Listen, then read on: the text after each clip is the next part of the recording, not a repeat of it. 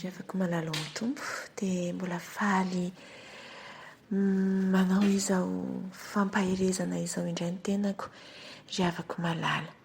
Iarabantsika amin'ny anaran'i Jesosy Kristy ilay tena tiantsika dia mbola hiarivavaka isika. Mankasitraka anao izahay Kristy mpanjaka ny amin'izao fotoana izao. Mankasitraka anao izahay fa te hiteny aminay ianao dia mitenena ary Jesosy malala amin'ny vavan'ity mpanomponao ity.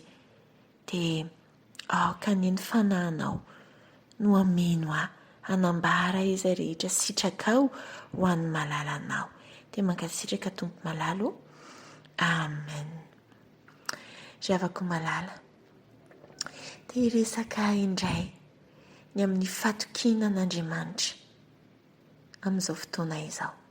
Dia hiresaka momba ny fatokinan'Andriamanitra ry havako malala. Satria tena tsapako loatra ny fahasarobidiny izany hoe matoky an'Andriamanitra izany. Jerentsika anie ny tenin'ny mpanao salamo ao amin'ny salamo 124 ry havako malala, izay mivaky toy izao: sambatra izay olona manao an Jehovah ho tokony. Sambatra izay olona manao an Jehovah ho tokony. Te ho sambatra ve ianao? Te ho sambatra ve ianao? Ry havako malala, ny fatokinan'Andriamanitra dia tena tahaka ny hoe essence na solika mampandeha ny fiaran'ny fahasambarana eo amin'ny fiainanao. Ny fatokinan'Andriamanitra averiko indray mpandeha dia tena solika mampandeha ny fiara ny fahasambarana eo amin'ny fiainanao. Izany hoe raha tsy manana ny fatokinan'Andriamanitra isika dia mikatso ny fahasambarana ny eo amin'ny fiainantsika. Mikatso izany satria lasa feno tebiteby, lasa feno fanahiana, lasa feno korotana sy stress ny fiainantsika dia mazava ho azy tsy sambatra isika. Ry havako malala, andao fahitatsika hoe inona izany moa ny dikany hoe fahatokiana e? Inona ny atao hoe fahatokiana? Hoe ohatrany hoe matoky anao fa ho ataonao zavatra io matoky anao fa tsy hanao an'izany zavatra ratsy izany ianao. Za tena matoky an'iny fahatokiana, mandry ny saiko. Inona ny dikan'ilay fahatokiana ry havako malala? Raha fahitatsika tsotsotra ny fahatokiana ry havako dia izao: ny fahatokiana dia fananantsika antoka tsara ny valeran'ny olona iny na ny valeran'ny zavatra anankiray. Averiko indray mpandeha, ny fahatokiana dia ny fananantsika antoka tsara ny valera ny olona iny. Ohatran'ilay tenentsika teo: tena matoky mihitsy fa afaka examen ny zanako iny ka. Satria maninona? Fatatsika ny valerany. Fatatsika izy hoe mianatra tsara, fatatsika izy hoe mivavaka tsara, fatatsika ary hitatsika izay zavatra nataony tandritra ny taom-pianarana dia matoky isika avy eo. Izany hoe manana antoka isika izany, manana assurance isika izany. Matoky fa mandeha tsara io appareil anankiray io satria efa nitesteny io ary efa navita zavatra betsaka io dia matoky fa mandeha tsara io. Asika satria isika efa manana le assurance, efa fatatsika ny valeur an'ilay zavatra. Dia tahaka izany ihany koa ry havako malala ny amin'ny fatokinan'Andriamanitra. Haitsika ny valeur an'Andriamanitra. Haitsika ny valeur an'Andriamanitra. Izaho aloha ry havako malala dia tena mahafantatra ny valeur an'Andriamanitra eo amin'ny fiainako. Hitako isan'andro amin'ny fiainako izany ry havako malala. Tsara loatra ny tompo. Ary ao anatin'ny teniny izy manambara ny valerany be dia be ihany koa. Mahay ny zavatra rehetra ny Andriamantsika. Ohatra, rien n'est impossible à Dieu. Betsaka ny zavatra nataony ao mariany ao amin'ny teniny. Ary voaporofo avokoa izany ry havako malala. Ary rehefa ny teny izy andramika izaho fa tena tsara Jehova. Ry havako malala, rehefa mitoetra ao anatin'ny fatokinan'Andriamanitra isika dia mametraka ny valerany maha izy azy an'Andriamanitra isika. Dia hitantsika taratra eo amin'ny fiainantsika izany tenin'Andriamanitra maro. Ry havako malala, tsy tambo isaina rehefa hanomboka anao ity fampaherezana ity dia misy tenin'Andriamanitra tena maro.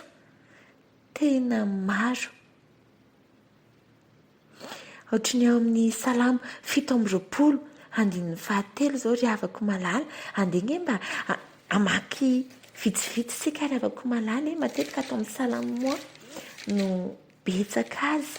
Salamo 7:20 amin'ny anaran'i Jesosy. Na dia misy tokony mitoby ady amiko aza, tsy atao hatrany foko. Na dia misy adiny antramiko aza, dia atoky ihany aho. Izay ilay valera n'Andriamanitra fantatsika. Satria fantatsika fa Andriamanitra mahery ny Andriamanitsika. Ka na dia misy inona ara ozy izy, na dia misy inona dia za tsy atahotra ka.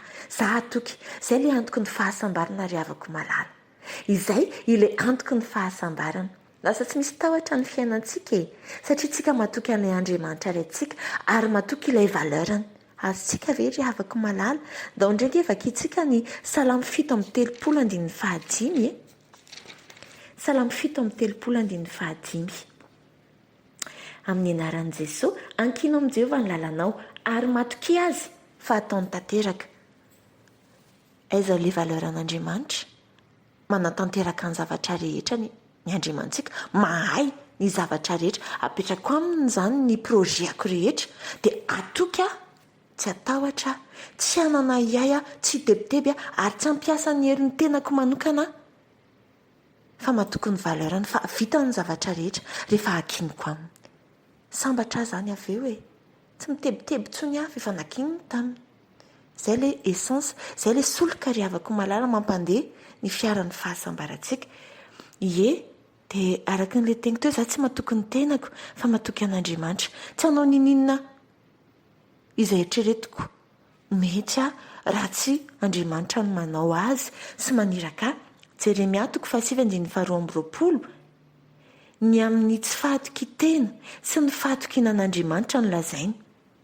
Jeremia 5 manomboka amin'ny 22. Tsy atoky ny tenako satria tsy mahay manao na inona.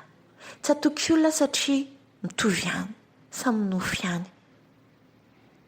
Mety hananana ny hery, ny fahasalamana, hananana ohatra ny vola aman-karena, saingy rehefa tsy misy ny fiasan'Andriamanitra ao anatin'ilay izy dia foana izany ry havako ny devoly fotsiny dia efa mikliquer des doigts,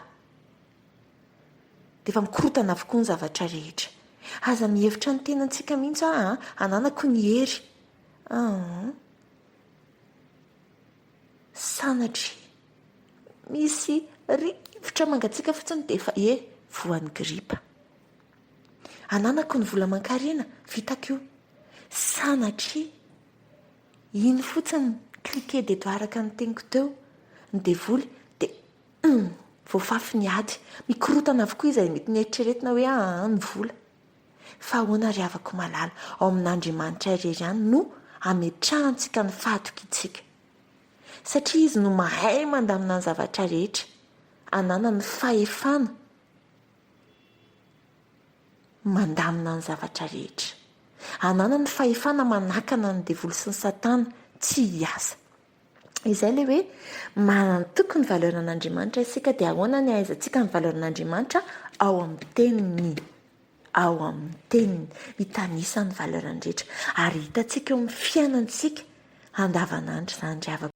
Salamo 8:20 fatokinan'Andriamanitra sy fanantenana ny heriny ary sy ny fahavalo. Izay zao ny soratra mandry eo ambony dia mba vakiaka hatramin'ny farany eny hoe mahafinaritra be mihitsy ry havako malala.